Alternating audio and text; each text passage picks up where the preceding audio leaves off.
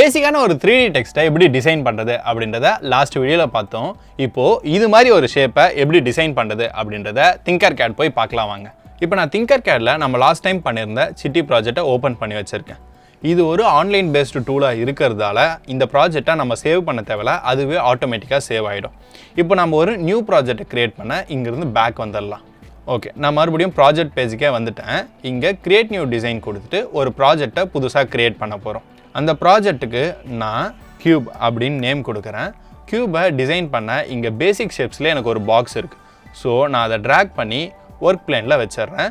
இதோட டைமென்ஷன்ஸில் நான் 20 mm பதிலாக 50 mm கொடுக்குறேன்.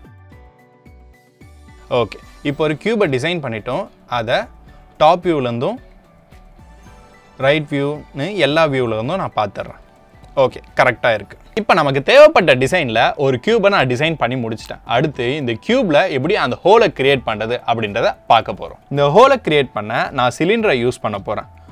இந்த சிலிண்டரை ட்ராக் பண்ணி டிசைனில் வச்சுட்டு அதோட ஹைட்டையும் கியூபோட ஹைட்டுக்கு மேட்ச் பண்ண 50 அப்படின்னு சேஞ்ச் பண்ணிடுறேன்.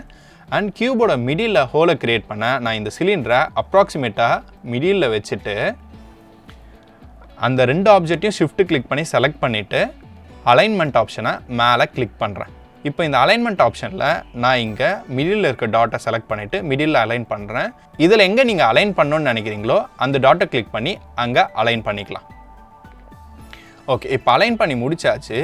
அடுத்து இங்கே ஹோலை க்ரியேட் பண்ண நான் சிலிண்டரை செலக்ட் பண்ணிவிட்டு ஃபஸ்ட்டு ஹோல் ஆப்ஷனை செலக்ட் பண்ணிடுறேன். அண்ட் அதுக்கப்புறம் மறுபடியும் ஷிஃப்ட் கிளிக் பண்ணி ரெண்டு ஆப்ஜெக்டையும் செலக்ட் பண்ணிவிட்டு நான் இங்கே மேலே இருக்க குரூப் ஆப்ஷனை செலக்ட் பண்ணுறேன். குரூப் ஆப்ஷனை செலக்ட் பண்ண உடனே அங்கே மிடில் ஹோல் க்ரியேட் ஆகிடுச்சு.